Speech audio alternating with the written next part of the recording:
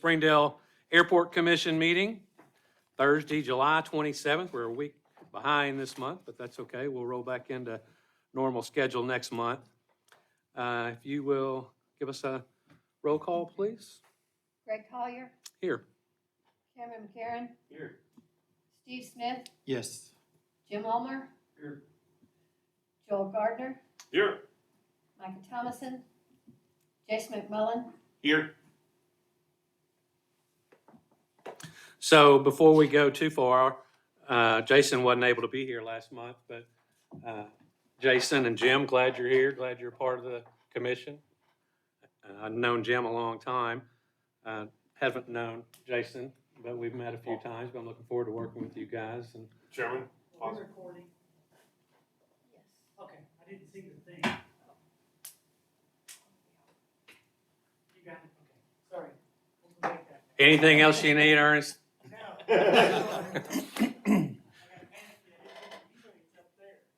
Okay. So has everyone had an opportunity to review the minutes for last month? Any questions? Comments? I would ask for a motion to approve. Make a motion to approve the minutes from last month. Second? Motion and a second. All in favor, say aye. Aye. All opposed, nay. Thank you. All right, this is an opportunity here for comments from the audience. This is not for the restaurant discussion. This is just for comments from the audience. If anyone here has anything to contribute, this is your opportunity. We'll give you about 5 minutes. Otherwise, we will move on. Anything? All right. So then we will roll into our restaurant discussion. So I think we have two different folks here today to present to us. And in your packets, commissioners, you should have some information. Do we? Page 4 and 6. Pass it. Oh, yeah, here we go.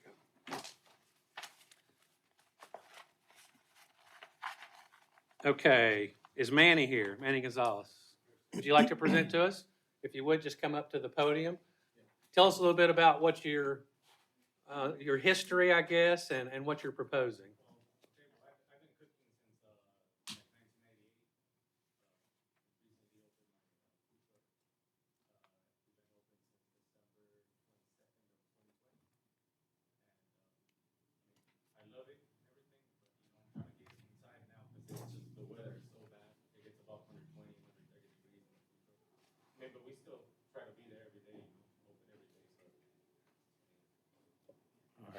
Thank you. Yeah, I mean, and then also, you know, whenever it gets cold, it's crazy. The weather's been messing a lot with us, and I mean, we have a bunch of followers.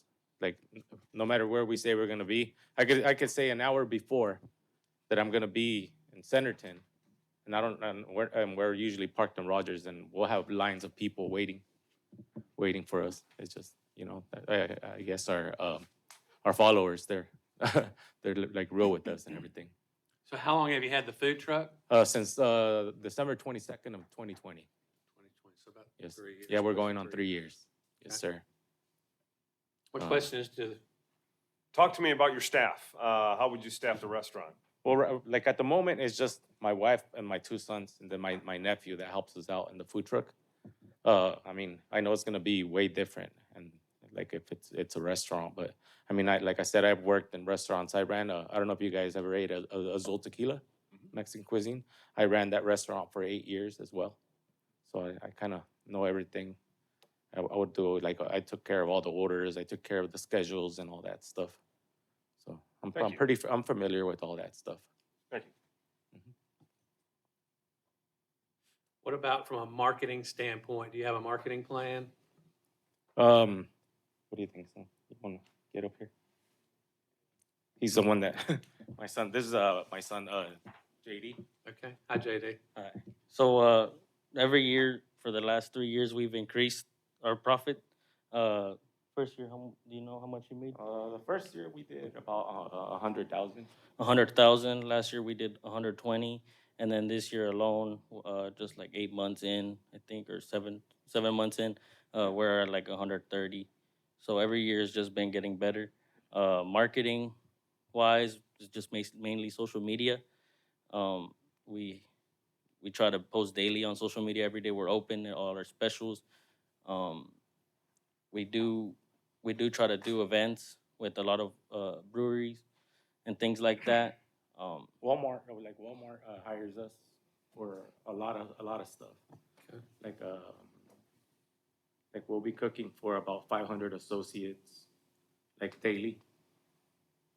Like Walmart supercenters, we do like 3 or 4 WalMarts a month, where it helps out a lot. Are you Walmart, thinking of keeping the food truck as well? At the moment, no. I want to concentrate like working inside, honestly. And the food truck, just keep it like for caterings and stuff, to where I could drive out to, like to the customers. Like right now, I'm actually booked like almost every weekend. Like almost every Saturday and Sunday, I'm booked for a lot of events. So how will that work when We you've could got do. that? I was thinking we could do Monday through Friday. And like I said, most of the events that we have going on is on the weekends. And either way, my son and everybody, they could stay, if possible, in the restaurant, and I could go run the events that we got going on. Okay. Yes. What other questions? What questions do you have for us? Do you have any questions? No, not at the moment. No. And Yeah, then- James, did you speak with them initially? No, Laura did. Laura did. So she's yeah. probably filled you in on some things there Yeah. as well. Yeah. And, I mean, and also, like, if anything, we could pay for half a year of rent already, if possible. Half a year or the whole year. Like, I wouldn't mind doing that. We heard you guys are looking mainly for breakfast, so we're thinking 8 to 2 for now, or 7 Yeah. to 2, and then if things go good, we could open up later if that's We could do breakfast. We were thinking like 8 to 10, and then start lunch from 10:30 to around 2 or 3. Laura, can you talk on that schedule a little bit? Does an 8 a.m. Start work, or should it be 7 or what? I think what we've seen lately is 8 o'clock is pretty early for at the airport. Okay. Anything before that, they're usually just in and out, picking up or dropping off, not Great. necessarily staying. But at 7 o'clock, by 8 o'clock, people are coming into town for business, meetings, work, whatever. And Great. I've eaten a lot of their food at their food truck, and it's delicious. He actually has an offer. He's trying to negotiate with that new homegrown restaurant for his green sauce. So if they can get that deal worked Yeah, out, that would matter of be- fact, they messaged me like 3 days ago, saying that we're trying to look for somebody to to package and everything for us, because they want to put it so they could sell it like at their restaurant and everything. So, I mean, hopefully it goes through. Very good. Anyone else have any questions? How long have you been in the food restaurant business? You said you managed Azul Tequila. Yes, mean, I so managed what's your Azul total Tequila experience? for 8 years, and then I managed Urist. That's like their company that it was inside Walmart warehouse, and I think like they were like all over. I think they even had them at other airports. That company that I know of. I managed that one for 4 years. And that one I cooked breakfast and lunch. Like I said, like 4 years, and then I went to On the Border. I worked there for like another 4 years. I mean, I did Brioso Brazil. That was a Brazilian restaurant. So yeah, like I said, I've been cooking for a while. Sounds And like it. now I'm trying to teach my boys the same thing. Yeah, and my wife. But she does a lot of the prep too. That might get you in But trouble when- later there. Yeah, she does a lot of the prep, but when it's the time to get into action, it's like my boys. They're always there. What other questions? Anyone have any other questions, Warren? All right. Thank you for your time. Mhm. Appreciate Yes, you. sir. All right, so let's roll over a page. Brent Hale is here. Brent, let's hear from you. Well, thank y'all for letting me come and speak to you guys today. My name is Brent Hale. I'm the owner and executive chef of Big Sexy Food right here in downtown Springdale. If it wasn't a million degrees, we would have walked over today. But we drove. I've been in this business for a little over 25 years in one capacity or another. Started out volunteering to wash washing dishes for some chefs that I admired and learned from them. I started a catering company in the Dallas-Fort Worth area about 15 or so, 20 years ago, give or take, and ran that for about 10 years. Moved to Northwest Arkansas and actually started a farmer's insurance business. Did that for about 10 years and opened the food truck towards the end of that adventure. And we've had 3 food trucks. During COVID, we had opened a restaurant called Sandwich Love here in downtown, and COVID kind of forced us to make some tough decisions. And we sold all the food trucks, and we were actually probably the only person in the United States that chose to open up a restaurant in March of 2020. But we did, and Springdale's been good to us, and we've enjoyed being a part of it. Springdale has always kind of been near and dear to my heart, and I might offend some people, but it's always seemed to me it's kind of the underdog. People from the outside don't look at it the way I think they should, and I think that perspective is changing, and I'm glad that we're a part of that. The proposal I've put together for you guys, I think it pretty well outlines it there. So I'll just kind of hit some of the high points. If you're looking for a traditional restaurant, that's not what I think will work here. When I saw James post this, I looked at it and I said, man, we've seen 6 or 7 places come and go in as many years, and I don't know that anything can be successful there. And as soon as I thought that, I thought, well, why would I give up on it? So I put my mind to it, and this is what I came up with. This is what I think will play here. I think this can create a unique culinary destination and a very unique spot for Springdale. There's a lot of trust that I'm asking from you guys on this as we move forward. But I think ultimately, if you gave me a year to run this according to this outline, that by the time that year rolled around, there'd be a successful, regularly operating restaurant there. But unfortunately, the past has kind of damaged the location's reputation. And so my first goal is to kind of reinvent that, to help rebuild that. And as you can see on my first 90 days, I think the best way to do that is through more of an event-based dining program where we know who's coming, where we sell tickets ahead of time, where we're not prepping food and hanging our shingle and hoping people walk through the door, but we're cultivating unique experiences. We move into what we call our specials program, where we begin to learn about those that are traveling in and out on a regular basis to be able to provide them with whether it's a charcuterie box or whether it's their favorite snacks, whatever it may be, as they are boarding planes or as they're arriving, something to welcome them to our town, something unique, something they're not finding elsewhere. We're also looking at doing 2 curated events, 2 per month, and then one on the other one, but 2 family meals, which would be kind of an opportunity to explore and welcome people into what's kind of become this chef culture. People enjoy spending time with chefs and learning about the way they prepared food, and this would be an opportunity to do that. As a kitchen, we always have what's called family meal, and it's a time where before dinner service, we all sit down and we eat together, and we talk about the day and we talk about our lives, and this would just be an extension of that, welcoming people and kind of making them a part of our team for a moment. We would also do a chef's table dinner, which would be a little more on the high end, a little more hoity-toity, if you will, multiple course type deals to try to draw in a unique crowd for that as well. I've spoken with Chef Marshall at Brightwater to begin looking at a program with Brightwater students where we utilize them for staffing for events as well as for internships and continued staffing. All of their internships are paid, so we're not trying to avoid paying people a livable wage. We're trying to take care of students. We've also talked with them about utilizing senior projects where the students themselves come for a period of time, whether it be a weekend or 3 days in the middle of the week, and kind of curate their own restaurant experience. They invite guests. We can use that as an opportunity for scholarship dinners for them, as well as just an opportunity for them to kind of shine and show who they are. One of the other exciting things we're looking at doing is extending that to other local folks like Manny, any other food trucks. That's where we started. So we have a real big heart for those folks, and we know what it's like right now inside of a food truck. So we want to give them an opportunity to come in for a period of time and expand and try out their restaurant concept to see what that's truly like. When we switched and made that transition from a food truck to a brick and mortar place, there was a lot of learning curves and a lot of growing pains. And so I think if we can help folks with that, we can generate a stronger restaurant culture even here in Springdale. We would, of course, move forward with breakfast and lunch service. I've got some sample menus here of what we are kind of looking at doing on it. Our goal would ultimately to be able to move to a dinner service as well at the end of the year. But first, I think we've got a lot of marketing to do to prepare this image. We would look at doing some cooking classes within the space, as well as hopefully hosting high-end fundraising dinners about that.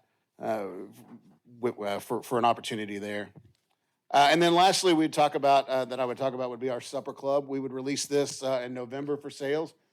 It would be somewhat of a subscription-based dining program for people, so that we would do one event per month that was heavily designed, heavily curated. So think, Great Gatsby nights, think bourbon and wine dinners, those types of high-end events that are unique, one of a kind. Those would be on a subscription-based basis where people could buy spots at those, and then they would be transferable. Our thought process would be that Tyson could buy 5 or 6 spots. They could use that as incentives to either their staff or to some of their clients to come out and experience something unique. And then, of course, you can't be at the airport if you're not talking helicopter date nights.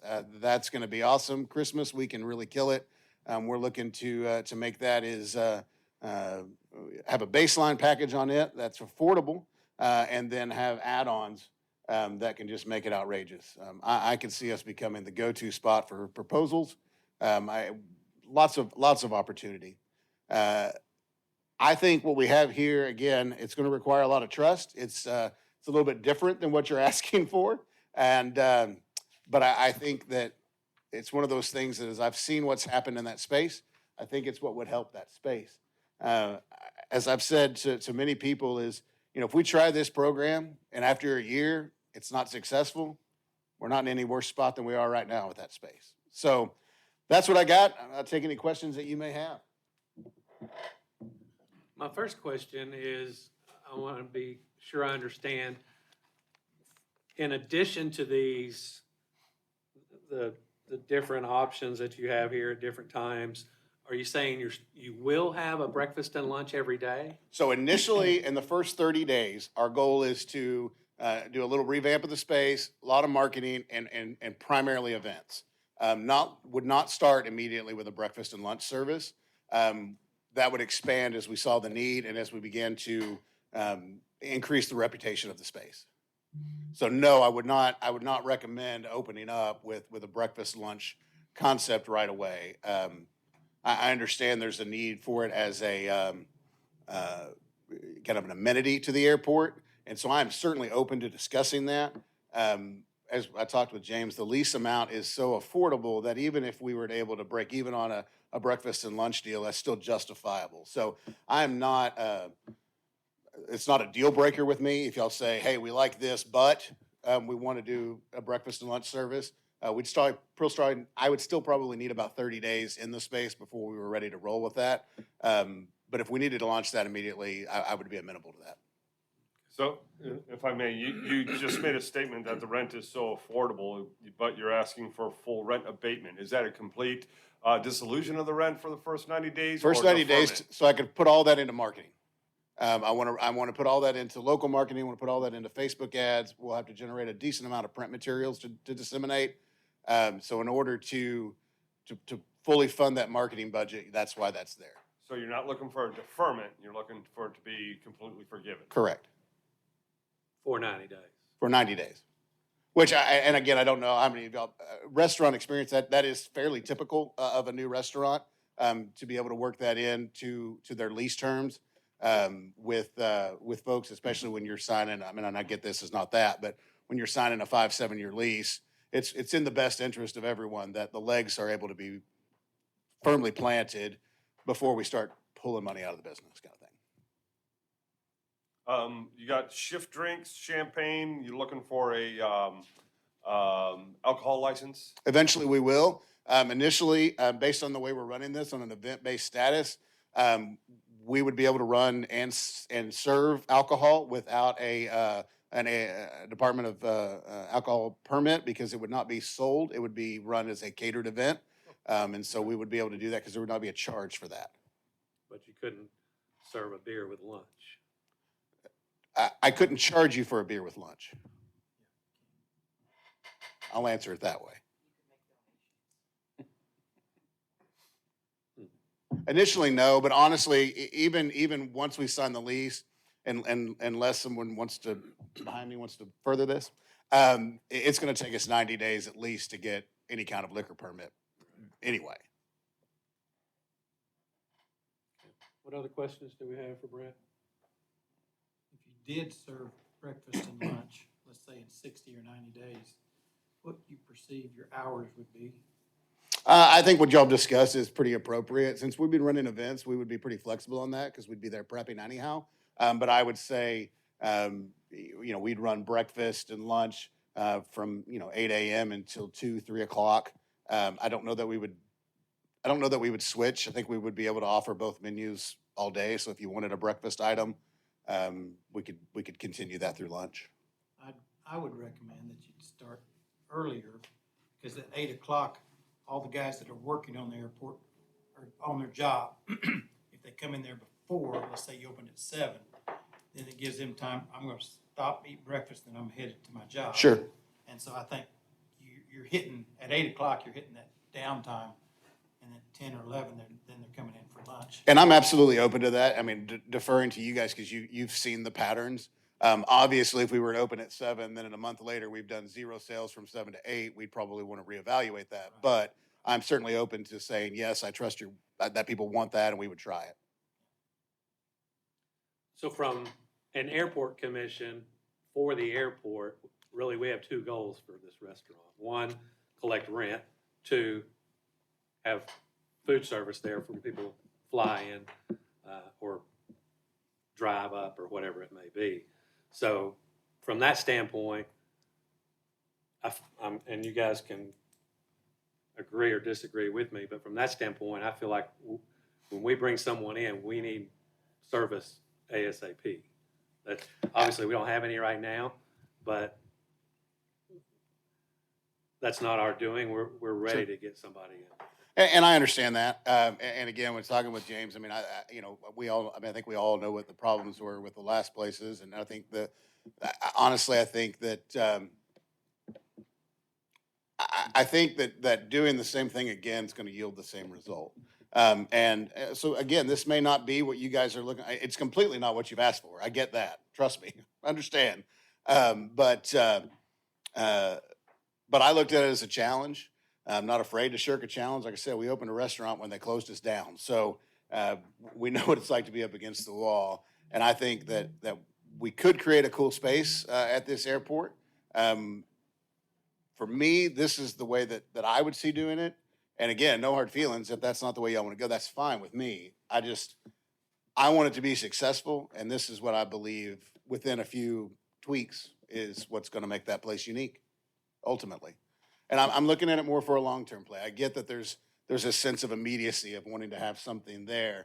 But I've long found that immediacy usually leads to failure and not well thought out. And this is not something I wrote in 20 minutes. It's something I've looked at for the past 3 or 4 weeks. And it's a spinoff of a program that I've had developed for several years. So, yeah. So, I mean, I understand your concern. I really do. And that might not be the deal breaker for us, but yeah. One final question for me. Are any of these concepts currently being implemented in your existing facility? No. We will occasionally do special one-offs dinners. We do a lot of Halloween dinners, and we do some special stuff during Christmas. But we don't have any of this going on a regular basis, no. Okay. Anything else? What's your time commitment over at Big Sexy Food on a weekly basis? I've got a sous chef and a full kitchen that runs, so my time commitment it bounces. I'm able to kind of flex there. A lot of our staff will also work over here. It'll be kind of a joint effort type deal. Certainly initially it's in those first 90, I'll be camped out, putting that place together. So, and then whenever we do events and dinners, I'll be a present at I would say 85% of those. When we do regular services, I might not be present all the time. We might have a sous chef that's there for that. But certainly with the curated dinners, the whole point is to have chefs there. And so if I'm not there, I think it loses its point. Do you have just that one restaurant downtown Springdale, or, okay? Have Just you the looked- one. Have you looked at the kitchen? I have. I just was, with all what you were planning, I didn't know if it was equipped well enough to do what you need. I would love to welcome you all to come look at our kitchen that we're cooking out of now. It's about as big as this podium. The kitchen, it's plenty big for what we're wanting to do. Has a lot of good potential. And you mentioned the AC in here. It has AC. We don't have that right now. So it's, it's like Shangri-La over there.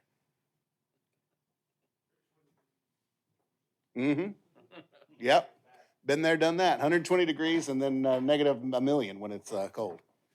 Any other questions? Yes, you mentioned you brought some menus with you for lunch and dinner, Sure. I can Or- bring them down to you if or you'd like. breakfast and lunch, I think it was. While you're, Lovely assistant. I know Manny mentioned teaching his wife. So my wife teaches me everything. I don't know how to teach her anything. So so while you're sending that out, would it be safe to say that what you're looking is to create at the airport basically a destination, absolutely. okay? But as well, you're also willing to serve the traveling public that obviously that's counter to an evening meal destination place. Correct. I think ultimately, yes, the play is for those that are flying in and out. I mean, that's the whole point.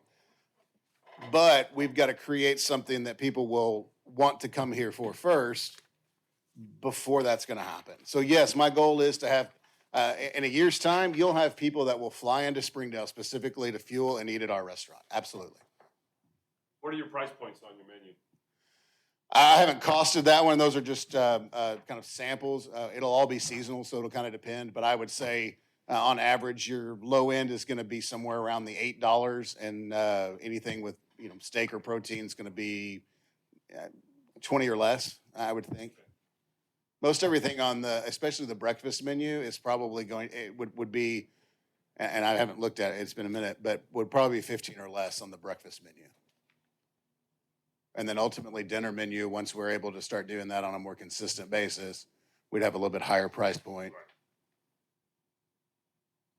But yeah, we'd want breakfast to be fairly affordable. We'd want it to be fairly quick. You'll have two very distinct clientele, those that want to sit and linger and those that you said that need to get to work. And so I think having the ability to present both options is incredibly important. I know you mentioned the last several owners that have not stayed with us, obviously. I don't know that that's an indication necessarily of what it can be based off prior to them. The folks that were in there did a great business, primarily breakfast.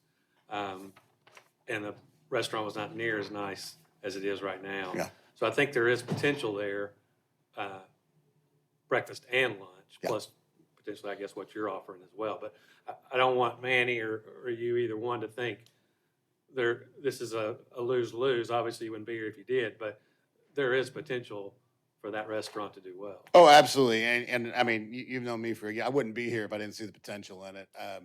I've got a restaurant. I got things I got to do with that place. But I do. I see the potential, and I see what it can be. And I see it as an opportunity to create another chef-driven space in Springdale. I mean, we're the only stinking town in Arkansas with an airport, and it's downtown. That's really cool. And we need to take, I think, better advantage of that. Louise at Thaden Field does a great deal, and it's by name alone. I mean, that's that reputation. The food they're putting out is good, but it's not memorable. It's not unique, and so I think we can rise above that as well. Have you evaluated the seating, what the capacity is, Yeah, I think the seating will be fine. numbers? Yeah, there's, based on, I don't know that I've counted them, but we've seen the space, and I feel like the space would fit with what we're doing. Again, most of the curated events are going to be smaller in numbers, kind of thing. So, and then for service, I don't think it would. I think there's enough space that there would not be lengthy waits during high peak times, but enough to spark interest still. A little bit of a wait's not a bad thing. Anything else? No, sir. Okay, thank you, Brent. Thanks for guys. coming in. Appreciate y'all. Thank you. So, as a commission, let's discuss this, both proposals. You guys are welcome to stay as we go through this, or if you need to leave, you can leave, and we'll reach back out to you.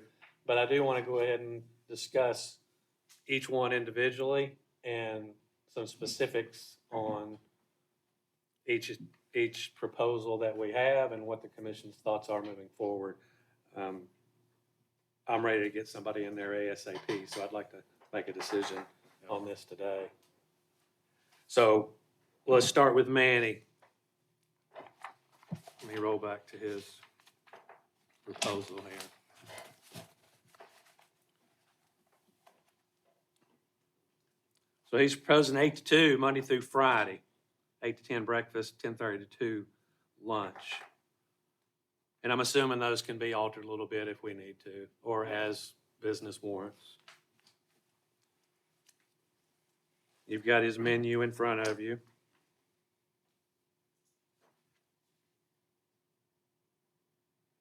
And he has let us know that he will pay 6 months up front, a year up front, whatever we would like for rent. Chairman, from my standpoint, food is fuel. But just my history of eating has just always been, I want to come in, I want to have a meal when I'm ready to rock and roll. I don't want to plan for it. I want to be able to grab something off of a pre-made menu. Based off of the two proposals that are given to us, I lean towards Manny's because, to me, again, I want to be able to come in, I want to be able to go ahead and grab something to eat and go. From a commission standpoint, the fact that we're looking at giving up an additional 3 months worth of rent, I don't like that idea whatsoever. And I also don't like the idea that we're going to be trying something new on our transient population that comes in for services at the airport. I want to make sure that we give them something that they can come in, grab and go and get out the door, whether it's workers at the airport or the transients that are coming in their aircraft. I want to make sure that they're fed, not experimented on at the airport. That's just my opinion. I'm a think- little nervous on the Manny deal because we just finished a food truck. It's quite similar. I am encouraged to the fact that he would pay 6 months in advance. I mean, we gave a guy 90 days and we gave him 6 months because we didn't collect the last 90 days. So I'm encouraged on that part. I'm a little concerned about trying another food truck deal like we had before, so that's the only reservation that I have on that. I think his price points are good. I think the service will be quick, people in and out, the folks that want to get something quick and get back to their plane or get back to whatever activity that they're wanting to do. Food truck thing does make me a little nervous, like you as well. But that's kind of my thoughts. I think if, just sitting here thinking about the people that are in and out of that airport, if a $20 lunch is what, they would pay for or not, I don't know. Maybe so. Okay. Just some thoughts. So anything else on Manny's? Yeah, I have a question. Yes. You use the term food truck. Is there going to be a food truck at the airport with this No. proposal, or are they going to use the facilities Use the there? facilities. Okay, Yeah. so it's not really a food truck. He's saying he's going from the food truck to the restaurant because we've okay, had that- that happen a couple of times. That's what I recently. understood too. I just want to make sure. Yes, sir. Do you mind going up to the podium for us? And also, if I can input, I know you guys might be skeptical about the food truck. I don't know what business you had before, but my dad, he's had many decades of culinary experience. I'm almost not a decade now myself. I started when I was 14. The food truck is, like we said, is really hot or really cold. We worked in actual kitchens and restaurants, and putting in 8-12 hours is nothing compared to that food truck, so the skepticism might be there, but we are ready to put in our all. Like we always say at the food truck, if we had a kitchen or Even if it felt like on days of 75, we're like, let's stay open later, because fighting against the heat or cold is a big thing. But cooking is something that we love, and something that we will do an extra. Even if it comes to the hours, opening at 7 or opening after 2, we'll be more than open to doing that. Okay, thank you. And I don't think anyone questions that. I think it's more of going from a food truck to a brick and mortar and not having that experience. There's a lot of differences between the two. I think that's the biggest question that we would have as a commission. Anything else? Okay, let's move on then over to Brent's. So first of all, I wanted to say, Brent said, to Joel's point, 90 days of no rent. I think he did come back and say that he would be willing. Am I putting words in your mouth? I thought you said you would be willing if we could give you 30 days to start rent at the second month. I would prefer.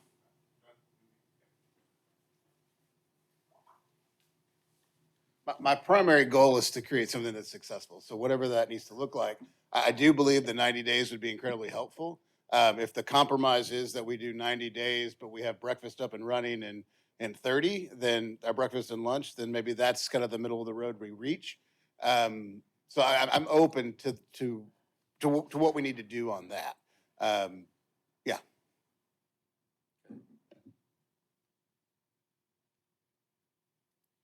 Joel? I just go back to the loss of the 30 or 90 days worth of rent. We're already losing money. I do like the 6 month or 1 year proposal of upfront. And I go back to me, food is fuel. And I want to be able to walk in, get something to eat, and walk out the door and be satisfied. And again, I like this concept that Brent has put out. I don't know that this concept is something for the airport at this point in time. That's my opinion. Thank you. Steve? I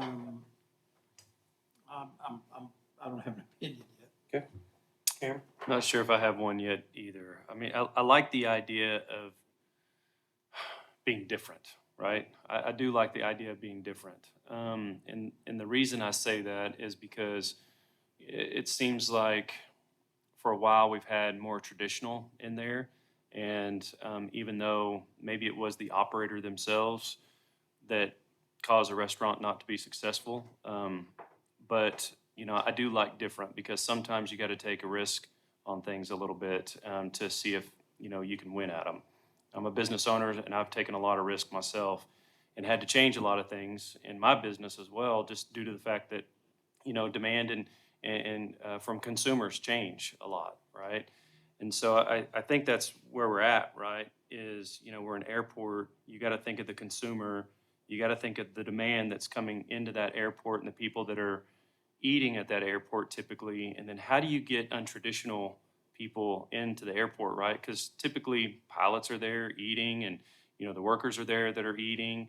You know how do we get people from you know the community up there to eat? That's been the biggest challenge. The people that are there on a regular basis, pilots, people transit pilots, you know they're in there eating, but they're not there every week. Not every single one of them are there every week.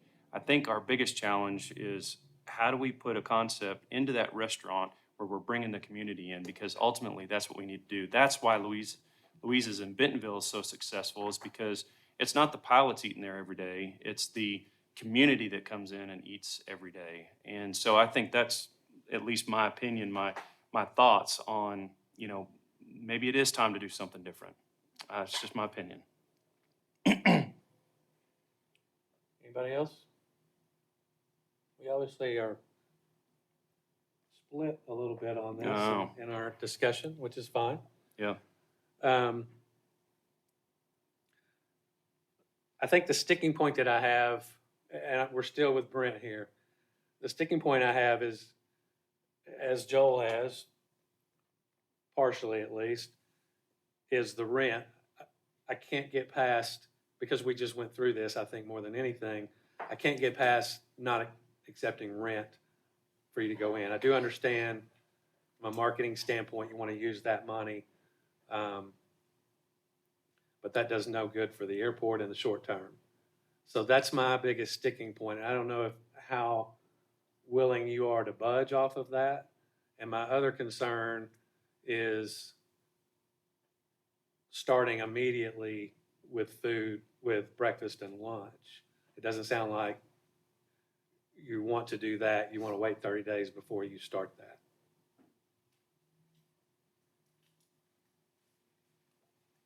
Yes. Every non-airport traveler from Springdale that I've talked to about what they would want to go to an airport restaurant for, we need time to build that. And we just do. Uh, you know, and while I'm up here, I'll say this. I know you guys mentioned hesitations on a food truck. Please don't let one food truck dissuade you from another food truck. They're not all the same. So, yeah, I mean, if your goal is to be strictly an amenity to the airport and to get it done quickly, these are your guys. I guarantee it. Because this is not what we're going to do. That's not what I think is going to work there. And no offense to them, they'll go in, they're going to give it their all, they'll probably kick butt. But I've seen the other side of that, and I'm like you're saying, I'm thinking about how do we do this in the long term and make this a destination that, yes, it's cool and the pilots and all that's part of it, but that can't be the end of it. There's too many people around here, and it's in a downtown. There's got to be more. So, yes, I agree that you're night and day difference. If you want a traditional restaurant concept, that's not what I have for you. And I can appreciate that, and that's where y'all are. Then again, no hard feelings. I get it. I just have to go with my gut on what I've seen work, what my experience of being in this business for 25 years has taught me, and I know how to market a business, I know how to build a business, and I know how to make this work. But just like real estate, location, location, location. As a restaurant, it doesn't work. As an amenity for the airport, absolutely. But that's not what a restaurant is. So, stupid question. What prevents, and I'm not a restaurant owner, so you guys will have to actually tell me this. What prevents one restaurant from operating in there from 7 a.m. till 2 o'clock every day, and then a concept kicking in at 4 o'clock in the evening and running till midnight? Health department wouldn't allow it. Two different. You have 2 different permits. Okay. Then you run into pots and pans and cleanliness and all Yeah, that stuff. that's why I say I'm not a restaurant owner, but I mean, yeah, having the space and doing things with ARH and having all of the customized stuff that Brent is talking about, while at the same time having the rock solid that Manny's got. Just ignorance on my part, not knowing how restaurants run. It's a valid question, but yeah, I think you find more challenges than you would positives from an operating side. Okay. Do you guys mind if I ask both of them a question? You brought up a really good point a minute ago that, destination, right? Or location, location, location. It's not the easiest location to get to, right? And it's not right off the street like Louise's is in Bentonville. How would you help me understand how you would try to get the consumer there, through your marketing efforts, or how do you take that location that's not the best, and how do you open the door so, that it is easier to get to, so to speak? And I'm not talking about physical, I'm talking about, help me understand how you're gonna get people, the community up there. Pilots are already there that are flying in. Certainly social media. Between Instagram and Facebook, we have about 15,000 unique followers. I do cooking classes at Honeycomb, which is a unique marketing opportunity. Those are foodies looking for more activities. Brightwater is going to be part of this promotion as well. They have a huge following of folks. So that's going to be our biggest thing. And that's why I think initially a restaurant is going to be a difficult draw, because you're trying to ask them to come during the middle of the day or even for a dinner service. But if you sell them a ticket, first of all, we know they're coming. We create value in that. And so I think through our standard social media channels, that will be a fairly simplistic thing for us. We've done individual dinners and special dinners at the restaurant. So we have a group that looks for those as well. And then, of course, I do a lot of face-to-face networking as well. But I think primarily it's going to be those social media channels is going to be our primary goal. So do you have someone that helps you manage your marketing and digital media content, stuff like that? It's all me, man. That's my favorite part of this job. When I'm not in the kitchen, that's my favorite thing to do. So we create all of our unique ads, everything you've seen in front of you, logos, all that, all designed by me and myself. So yeah, that's all in my bag of tricks. Yeah. The same thing with us. I mean, social media. Then I forgot to mention also I also have like a contract with the Walmart amp as well, and over there we go cook at nights, or so they help us out a lot too because they even have our logo on the big screens and everything. I'm the first person that they offer when artists come for me to go cook. So we've cooked for many artists as well. The momentary as well. So yeah, mostly social media. Like we're really good with that. Me and my son. And Yeah. as his question was to Brent, who does that for you? Like I said, me and my son do. Just the two of you? Yes. Yeah. Okay. And like I said, I mean, I can be closed today, and then post that I'm gonna be open, and an hour later I'll have lines of people like waiting for me. I know that I could bring people in. Like, I know that 100%. Also, I think he's got one more thing, James. go ahead. What was that?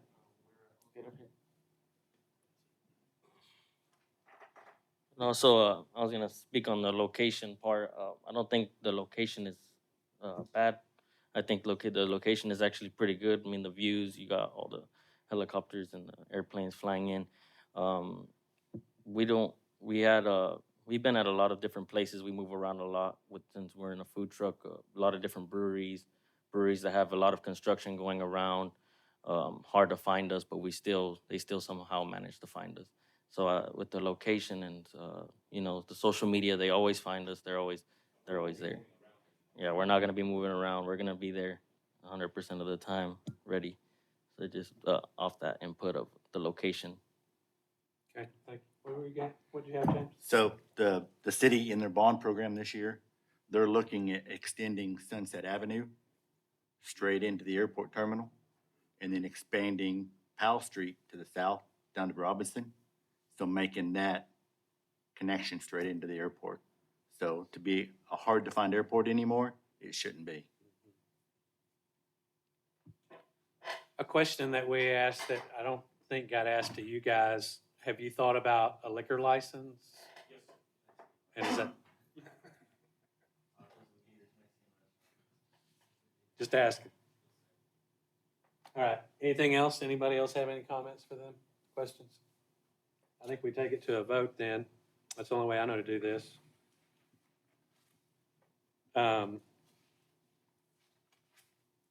We'll do a roll call vote. And I guess we can just we'll say Manny's Restaurant, yay or nay? McCarron, Nay. Ulmer, Yay. Collier, Yes. Gardner, Yes.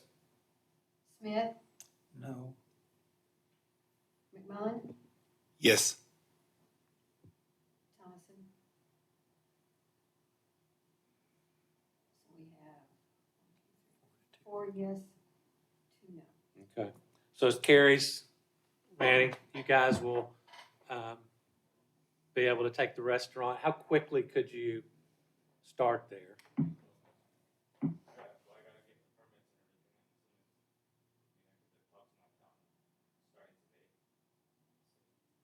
Will James be your contact? Yeah. So if you can get with James and he can work with you as far as rent and, so as a commission, you initially said 6 months. I'd be happy with 6 months if you could pay the 6 months up front. Very good. Okay. Brent, thank you for coming. Thank you, folks. We will definitely keep you on our minds. Thank you. All right, thank you all. Thanks for coming. We'll be in touch with you.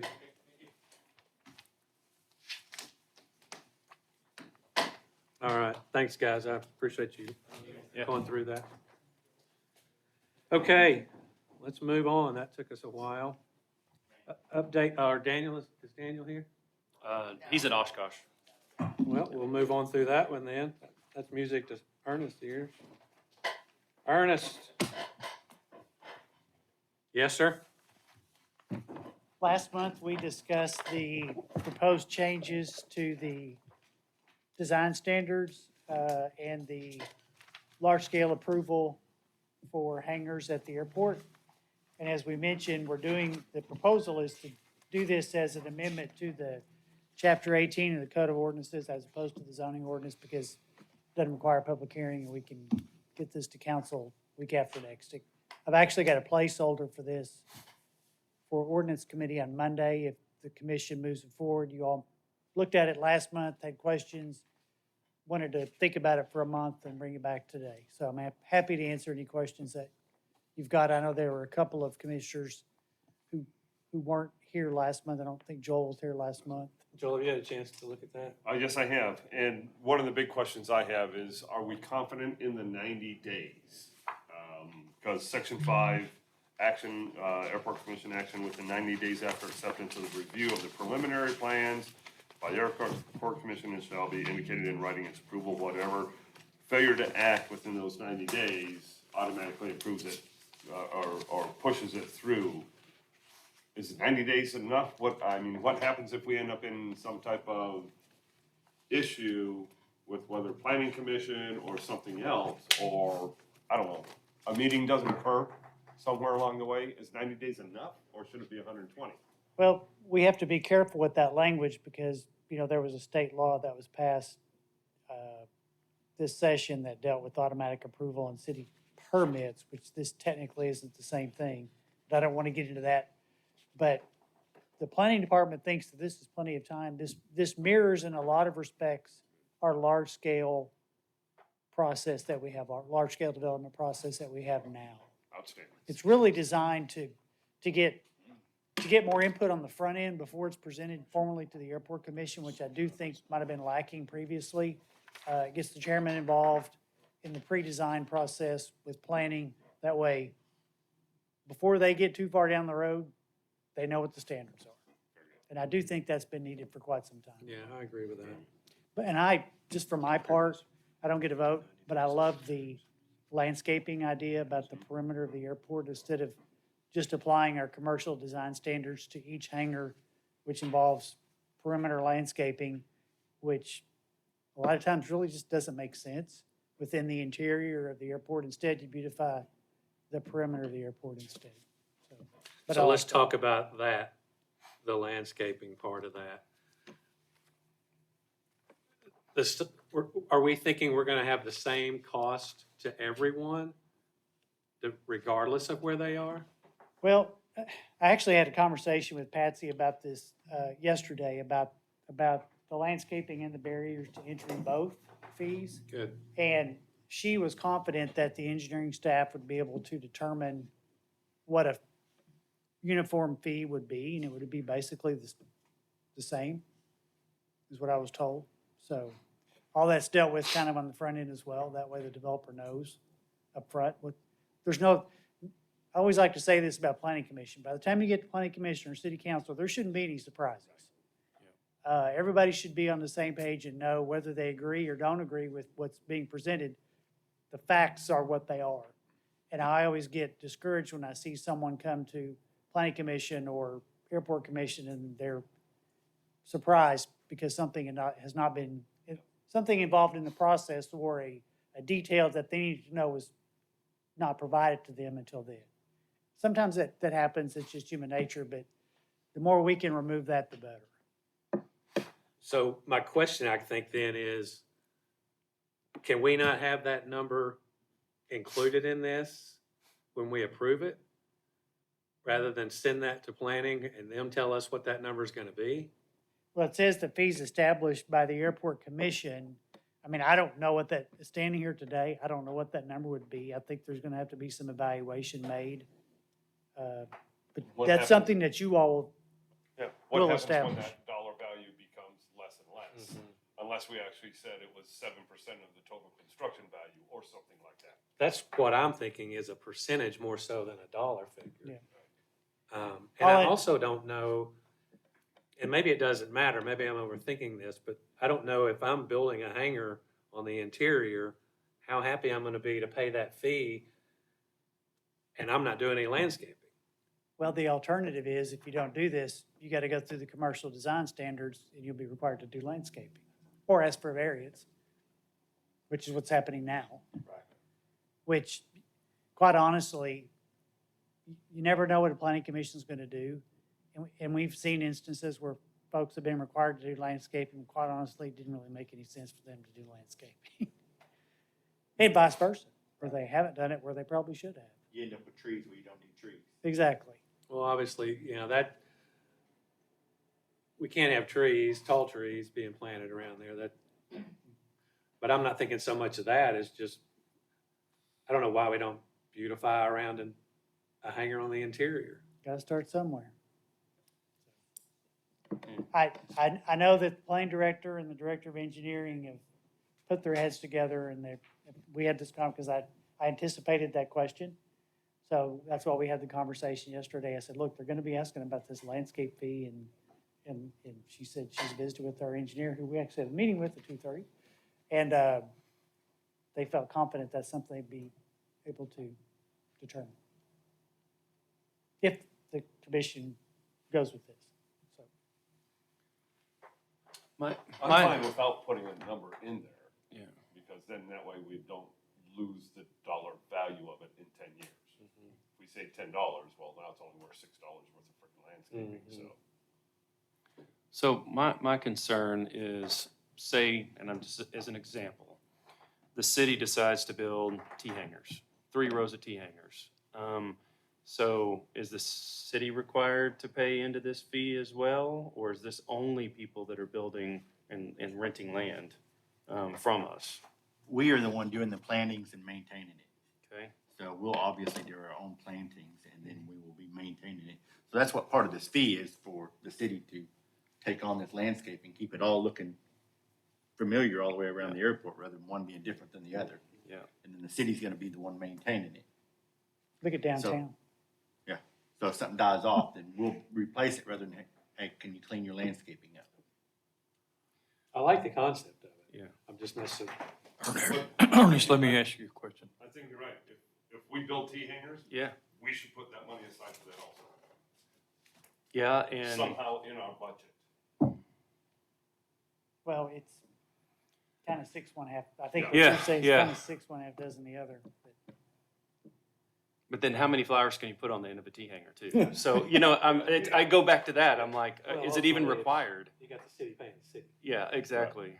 Is there an example of somebody that has done this decorating inside the airport? I think a lot of these came from Bentonville. Yeah. Actually, Okay. that's what I was told. Yeah, Ben wrote this for Bentonville, then edited it for Springdale. Ernest's question about the fee, landscaping fee. Can the commission separately set up a fee that may be changed from time to time, just like water rates or whatever? Well, it does say in here, it's written that a fee is to be determined by the airport Okay, commission. does that have to be done by ordinance, or can it be by No. resolution? No, it's not something that and it's not something you have to do today.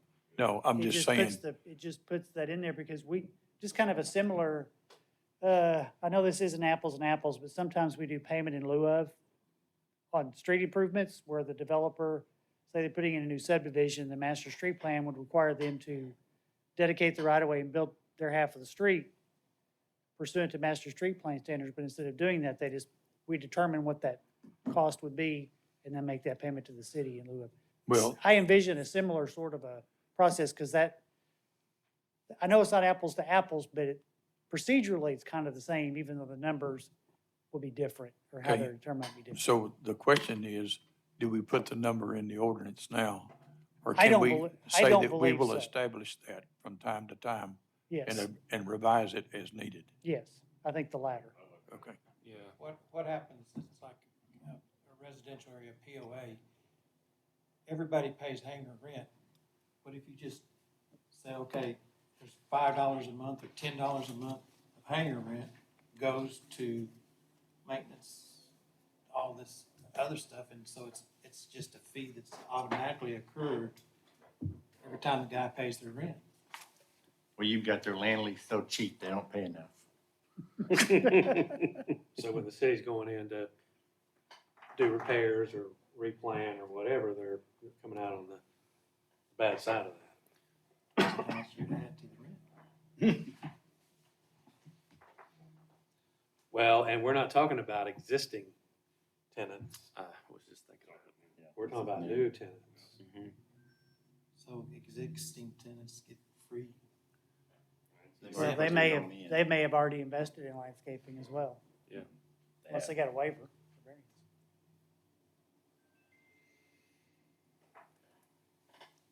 Like I said, if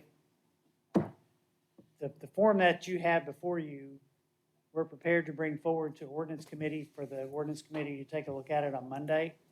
And of course, they could send it back. They may have some of the same questions. They could send it back as well for further study, or they could forward it to city council for approval. But it'd be nice to have be able to provide some input. Of course, y'all are welcome to be there at the committee meeting Monday night, but it would be nice to be able to advise them kind of what the airport commission, we say, hey, look, the airport commission voted that this be recommended for approval, for example, would be helpful if you so choose. Or if you wanted to go back and look at it some more, we can look at it some more. We're just trying to clean up the process Yeah. and make it more developer friendly. Can we switch gears real quick and you help explain on the barrier? Are we just saying if someone during construction does not have fencing, by them paying that fee, we put fencing up for them? May need help with this one, James and Garver. May need help with this one. So where I imagine it coming into play is it's either the east hangar development or a place on the airfield where we've got multiple hangars going up next to each other, maybe 2 or 3 under construction. Let's say one finishes construction, they can't put up the fence between them and the next hangar because that hangar is also under construction. So we ran into this on the east hangar of when can we put up the fence, but we couldn't finish until Roller finished their hangar, and it kind of became an issue. And so the idea was, for specific projects where this could happen, where you could have multiple developments next to each other, you just pay a fee, the airport will handle the final resting position of the fence. So the contractor or developer will be responsible for the temporary fencing to make sure the airport has a safe perimeter until the airport can come in and do that final installation. So the airport is actually installing the fence once it's Correct. appropriate to Or the airport contract will it out. use the fee to hire contract it. a subcontractor. And this is discretionary too. Just want Yeah, to it says remind, may. it says may be approved and for special circumstances, so, but it still would have to come back to you. Right. Before that would even take place. And like I said, But it it's just gives that option. rare exception where you have 2 hangars being built at the same time. And you don't want new fencing up that a contractor's gonna back over and tear up. Okay, thank you. This gives you that option. Any questions? Switching back into a reverse on landscaping. Yes, You sir. just- Because now you made the comment, I realize this is only for new people, not for everybody. So how do we adequately charge that to the people that have been there for a while? We don't. Not Well- for this proposal. Because still they have were to take care of required their to, own. yeah, they were Yeah, they required to still- comply with the design standards at the time they built, so. Okay, so we Yeah, don't they have- paid up front. So we don't have to take care of their landscaping? Right, Okay, I right. was thinking we were taking care of all the landscaping. Okay, then I'm gold. We're ready to vote? Yeah, I'm good with the way it's worded. Any other questions, comments? So, do I need can we just straight vote on this? Sure. Okay, so let's have a roll call vote, those to approve this. Ulmer, Yes. McCarron, Yes. Gardner, Yes, ma'am. Smith, Yes. McMillan, Yes. Collier. Yes. Thank you. I will obviously report back at next month's meeting. Hopefully by then it'll have been adopted with an emergency clause by the city council and will be in effect by the next meeting, which I think is going to be very helpful going forward. So, thank you very much. Thank you. Thanks for your work on that. All right, Laura, airport operations report. I don't have very much to report. Everything's going pretty smooth over there right now. We are looking forward to getting a restaurant back. For the past 2 months, we've been shut down. We've had a lot of people come in and ask about when we're getting one. Pilots, people came in off the trail on their bicycles and have asked. The front desk says that people call often to ask if our restaurant's open, and people at the restaurant eat it a lot. So that'll be nice to get that back. We're ready to go on that. Get in there, whoever, these guys to get in there. So excited for that. I think probably the only, we've got the 2 things, the radio recorder that we need for the tower, that's, James is taking that to. But Mike Sparks just texted me earlier and said that FAA is asking him now when they're getting one, so we can speed it up as quick as possible. He's getting slack from them, because we've been out for like 6 months now on that. The other thing is, parking behind the fence, that's always been a problem. Last Friday, Alan was driving the tractor 2 separate times, and cars came around the corner. He thought too fast and almost hit his tractor, so that's a problem. Some of them just cross all the way across the ramp too, from one hanger all the way to the other. So I don't know what we can do. We try to talk to people. They come through the gates, they don't wait for them to close, just drive off and talk to them. And it's just a struggle. I wish that you guys had some suggestions that we could do to. Well, my suggestion is what we've said before, when they get in there, tell them. And, when you put your hand on a stove and it burns you, you don't do it a second time. Yeah, the parking on the grass has not been a real issue, but it's more driving across the ramp, and we've been getting busier and busier. So these are established people on the airport that are doing it. So we're to the point, I feel like, where we're just gonna have to cut it off for everybody. Yep. I don't know what other choice we have. No pass through. Mm-mm. Majority of the people comply, so if we have. Well, I understand that, but that's unfortunate. So, I mean, I don't know if we wanna, yeah, usually there are a few that ruin it for the majority. And unfortunately, that may be where we go. I don't know what the commission's thoughts are, if we wanna continue to limp along and tell them to quit, or talk to them individually. Do we just tell them to stop, or I'll say stop again? Yeah, Lock the gate. Make the man gate only accessible. Is there just a few people that are causing problems, or is, you said the majority of everybody's complying? Majority of people do comply. It's few, and I don't want to put names. Yeah, I know. But there's few people that kind of abuse the luxury of being behind the fence.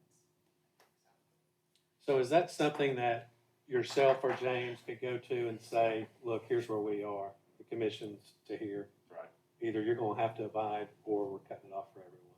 Yeah, if you can give me the names of who's doing it, I'll go have a chat with them. Well, yeah, I don't mind having a chat with them either, but I couldn't go do that, without you guys. Yeah, we could.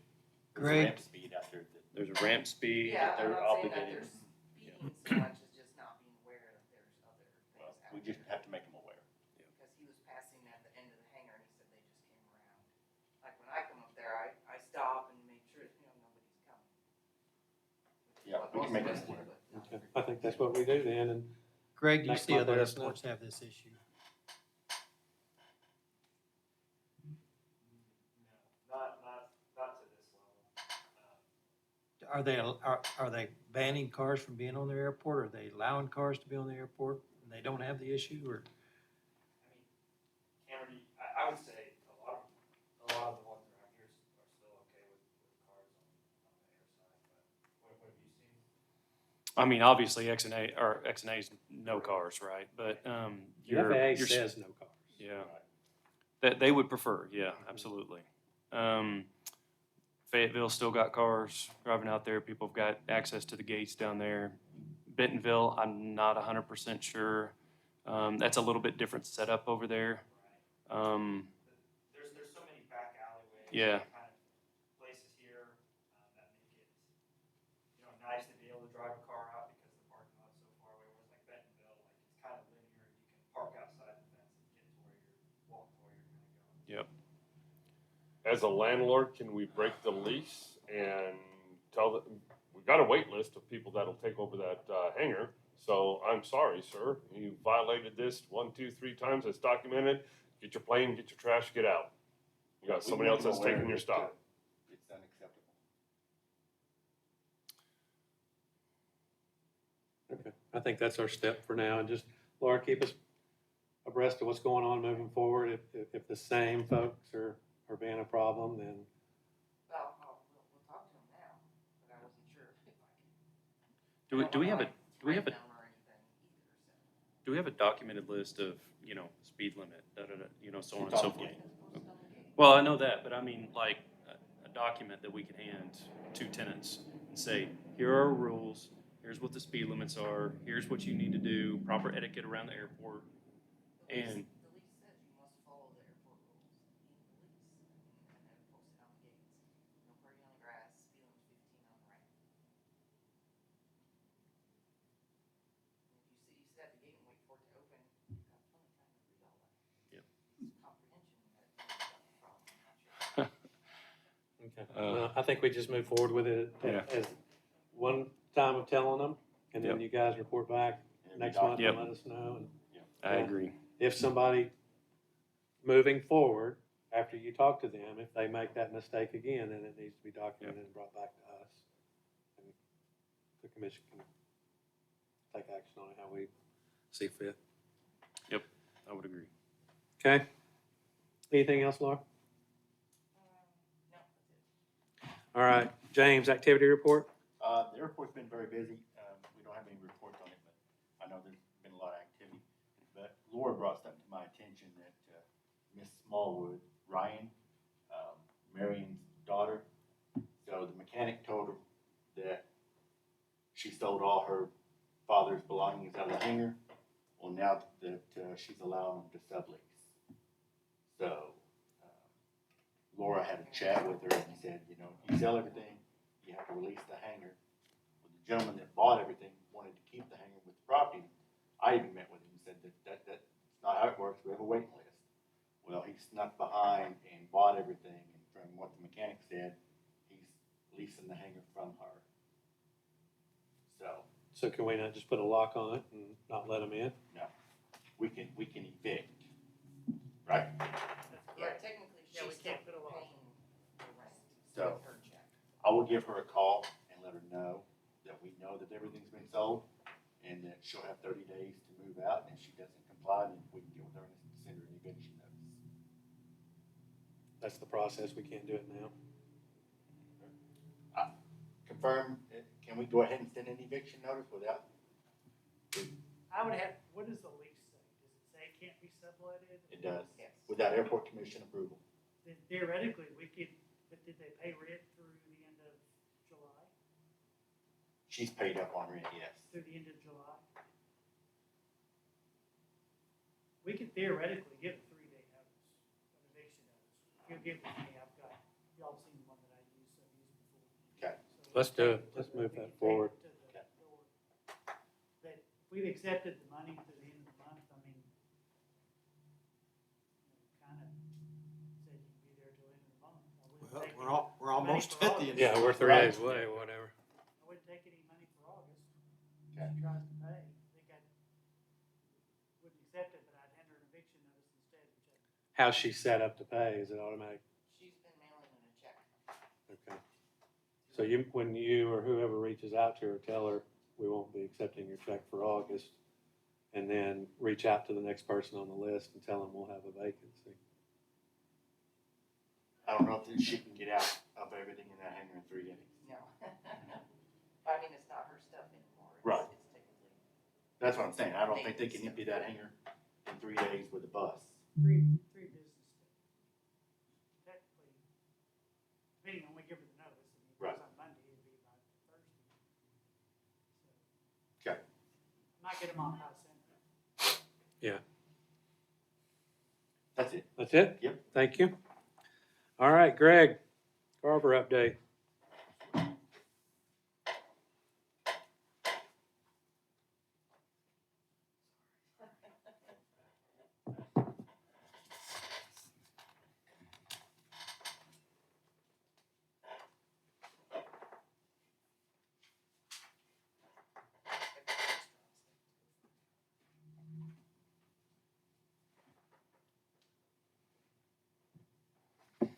All right. So I've got a few updates for you all today. I'll go over the quick ones first. The Taxiway B extension project. This is our FAA funded project from 2022. This one has had no movement over the last month. We're still waiting on parts to get in and then coordination with the FAA for this final flight check. As far as the operation and this taxiway being open, it's been open since May, I believe, and so it's not causing any operational issues at the airport. It's kind of just paperwork that we're trying to work our way through now. For the East Hangar construction project, that'll be the next one here. This project the hangar has been open since May 1st. On this one, you can see some pictures that are shown here, and these pictures are actually probably from May as well, and so they don't do a good job showing the rollers hangar that's also completed over there as well. There is one final item that I'm working on coordinating with the contractor is the final fence installation. Because this project is 2 to 3 years old, he's having a hard time finding a subcontractor that'll do the work for the same price from 2 years ago. And so I had a phone call with him earlier this week, and we came to an agreement on a price, and so he should be able to get them out there soon and finish out that fence. So after we get the fence, we'll be able to close out this project, and you can stop hearing from me about it. The final project update that I have for you, this one is going to be the longest one for the Powell Hangar reconstruction project. For those of you that are new, the new commissioners here, this is there's an existing hangar foundation and slab with some columns attached to it that's kind of been abandoned, and this project is to take over that project, take it to completion. We've got a couple different funding sources for it that I'll go over here. But previously, over the last month, we were able to get final planning commission approval on the project.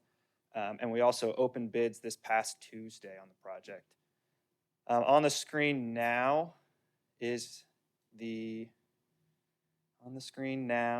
see, there we go. On the screen now is our bid tabulation. I'll try to zoom in here to the bottom right. We got 2 bids on the project. The number on the left is our engineer's estimate, came in at about $722,000. The number in the middle is our low bid at $787,000, and the number on the right is our second low bid, or our highest bid, at just over $1.1 million. And so 2 bids on the project. The low bid was a little bit higher than our engineer's estimate, but not anything that we couldn't work with. And so what I'd like to do on this one is because as we were going through the planning department, we added an access road to the project. We've added some water and sewer, and so from when we initially conceptually planned this project 2 years ago, it's kind of ballooned a little bit in its scope, and that's reflected. I mean, our engineer's estimate shows that additional scope, and that's why it's much higher. But the bids did come in very close to our engineer's estimate. And what I would like to do is talk about how we're going to fund this project. And so after speaking with the FAA after our bid opening, we have 2 years of available funding for this project. So using the AIG funds, that's $295,000 a year for a total of $590,000. As you can see, the bids came in at $787,000, and so we don't quite have enough. We have 2 options that we can go with. One option is to take our 3rd year of AIG money, and that would give us about $900,000 of available funds for this project. But what I would like to propose to you all is an option to reserve those funds for a future project, maybe a runway grooving project. And let's go back to the state and try to ask for a little bit more money. And so we do have an 80-20 grant available with the state right now. And the state does have an excess of money and a history of funding projects similar to this. And so what I want to do is I want to break out our site development portion of the project a little bit further. I want to let the FAA pay for the apron construction, a lot of the earthwork, a lot of the drainage infrastructure. And then I want to let the state pay for that access road and the utility extensions associated with that. And another thing that helps us with is the FAA was having issue with some of those utilities being eligible for their funds. And so what this does is if we separate them into these two pots of money, the FAA won't have to worry about that eligibility issue. We can get the funding from the state, and it'll help our funding issue that we have here. And so what I've put together on this next sheet is kind of a breakdown of how I want to split the project up. Let's see if I can drive this here. So this is for the FAA project. You can see, let's focus on this box at the very bottom, project funding. After I break the project into two, you can see that total project funding comes in at $627,000, and the FAA funds here at the top come in at $565,000. So what this means is it falls underneath our threshold for 2 years of that AIG funding there. So this is for the FAA project. For the ADA project, that's going to be the 80-20 grant. What I'm proposing is utilizing this 80-20 grant, $300,000 max, and then, oops, messed that up there. I guess I'll get that out of the way. Utilizing the ADA 80-20 grant for a $300,000 max. And what we can also do with this grant is, because James and the Public Works Department have previously agreed to construct the access road with his maintenance group, we can use their labor and their materials as an in-kind services. And what that'll allow us to do is it will cover the matching funds that the ADA typically expects on their grants. And so what that allows us to do is, instead of the airport having to pay the matching funds of about $70,000 or $80,000 on this, we can use the Public Works Department's in-kind services as our match, and the city of Springdale will not have to pay any additional money other than the donation of those services. And so that's a big help to us, because like I said, it's pretty much $300,000 of free money or free funds to the airport that we don't have to pay a match for, and it helps us with that funding issue that I talked about earlier. And so this final page is kind of a roll-up of every grant and all of the funding that we're seeing on this project. So at the very top, you can see the FAA site development grant coming in at $627,000. You can see the next one is going to be that 80-20 grant that I just talked about, coming in at $379,000, no cost to the airport. And then finally, this is one that I haven't mentioned yet today, but it's the grant that we got last year for the hangar building from the ADA. This is going to be a $400,000 grant where the airport will be out. We'll have to pay $100,000 from their funds. And I went through that quickly, but the total is really what we need to care about. What I'm trying to propose to you is $1.5 million worth of funding, with the city of Springdale only paying about $100,000 is what I have here, and that'll be for the matching funds on the hangar building grant. And so, yeah, I guess I'll take questions on that before I go to my final approvals. So under the FAA 90-10. Yes, sir. Real quick, where does the property value sitting at? Is that not able to be used as a in-kind with the FAA? Are you talking about for the FAA project? So the Yeah. FAA hasn't historically done any in-kind. On the property values or anything to that effect? No, not that I'm aware of. James, you're shaking your head like you know for certain. Right.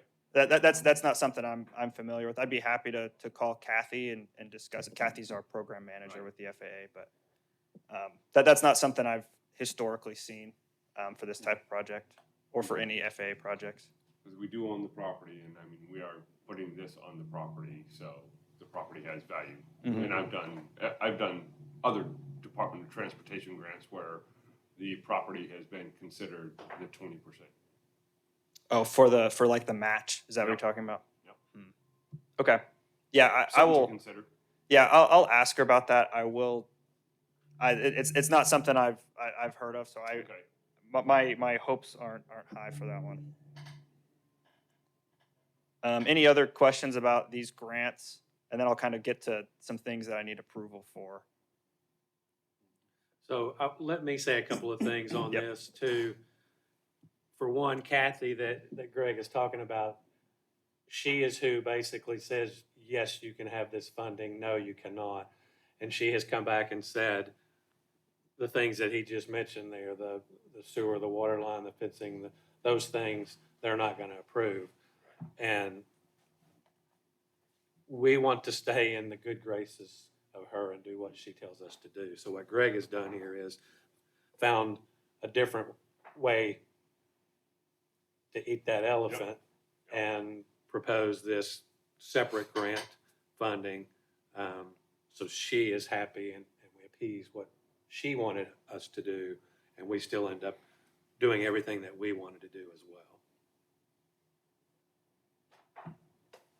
So as far as I'll go quickly through the three items that I'm looking for approval for today, and then you guys can discuss about voting for them or whatnot. But the first approval is I'll want approval of the bid from Oki Construction on the low bid.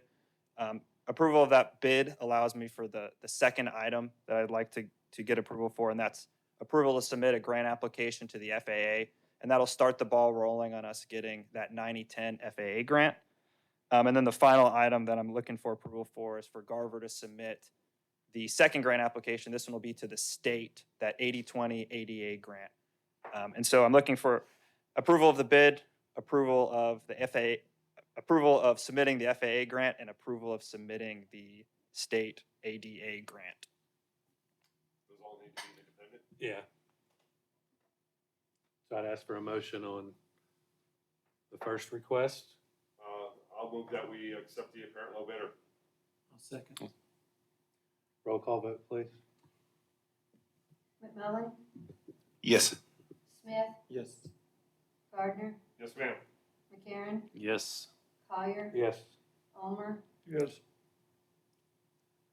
Okay, and then our next item is the 9010 FAA grant. Yes, sir. I'll make a motion that we give Garver the authorization to go for the FAA 9010 grant. I'll second it. Roll call? Ulmer, Yes. Collier, Yes. McCarron, Yes. Gardner, Yes, ma'am. Smith, Yes. McMillan, Yes. And then lastly is the 8010 ADA grant. The 8020 ADA Or, I'm grant. sorry. Yep. I'll make a motion to authorize Garver to go after the state for the ADA 8020 grant. I'll second it. McCarron, Yes. Gardner, Yes, ma'am. Smith, Yes. McMillan, Yes. Collier, Yes. Ulmer, Yes. Awesome. So with those approvals, I should have confirmation by the next board meeting on the ADA grant for sure. They'll meet at like the 15th or something. So I'll have, sorry, the next commission meeting, I'll have that approval ready to report for you guys. As far as the FAA grant, I do expect that one to go through. It's not a competitive grant. It's money that's already allocated. That one may take a little bit longer to get approved just because they've got more paperwork to go through there. And so I'll get both of those submitted here in the next week. As far as other updates, I don't have anything else to discuss. If you guys have any questions for me, I'd be happy to answer them. Let's real quickly go through. So the grooving, we talked about grooving of the pavement. What we're doing here is going to allow us to roll those funds over to be able to do that in the nearest foreseen future. Yep. Which would probably be end of '24.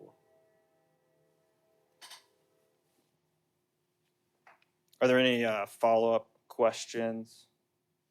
Did we have an estimate on grooving the runway? Just curious. Yeah, we have two. We had two, but one is one we won't be eligible for. Okay. The other one is the FAA. That's the one that is coding and everything with it. And that's what Right. we're rolling this over to get the 90/10 for that, to be able to do that. Totally That understand. bucket of money Right. that keeps rolling every year is gonna roll one more year to allow us to do that. Totally understand. And that estimate's about 800,000 or so. It should be, I know I emailed it to Beth. It's the same estimate that we included last month. Last month. Anything for Greg? Thank you for your work, Awesome. Greg. Thanks, everyone. Thank you. Thank you. All right, any old business? I'd just like to say how happy I am to see a retention pond being cut. And what, do they have a deadline for that, for having to be completed? November? Sweet. I think it was last month when you weren't here, I mentioned it. I was really glad we approved that 4 years. 4 years ago. Yeah. All right, comments from commissioners? James, I got you out of here almost on time. You know. same building, so I ain't gotta walk. Oh, there you go. I All got a right, quick we're adjourned. comment, Thanks, just- everyone. Thanks, guys.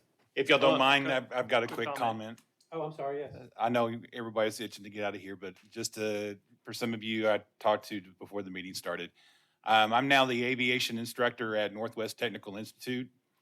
And our program, starting here in the fall, will be open to all high school students of all public and private schools in Washington and Benton counties. With that being said, we're looking forward at NWTI to becoming a bigger partner with the Springdale Airport and becoming, hopefully in the very near future, a hub for aviation training, both pilot training, but also in much desperate need fields like mechanics, avionics, and things like that. So looking forward to possibly discussing how the Springdale Airport and NWTI can work together in that. The last thing I want to mention is I have an invitation for you. Tomorrow at 9 a.m. at XNA Airport, Little Rock Air Force Base is flying a C-130 with an all-female crew and a Black Hawk helicopter to the the Regional Jet Center on the east side of the airport for our Smithsonian She-Can STEAM Camp, which we have 6th, 7th, and 8th graders from all over Northwest Arkansas attending this camp. They plan on having these crews flying in about 9 a.m. and also a crew from an MQ-1 Reaper, which unfortunately they can't fly that one to Northwest Arkansas, but they're going to have the crew there. And so it's going to be a big event that if you have some time available and you would like to check out some really cool military aircraft, we'd love to have you there. And then we'll have our graduation ceremony at Harbor High School for the campers at around 12 o'clock. And we hope to keep this camp going in future years. This is our end of our contract with the Smithsonian, but we hope to have this camp continue in future years. We've already got the Walton Foundation interested in continuing it, and we're looking at partners to also invest and continue this. So there's a lot of air mobility, a lot of growth here in Northwest Arkansas, and I'm just honored to get to work with you and get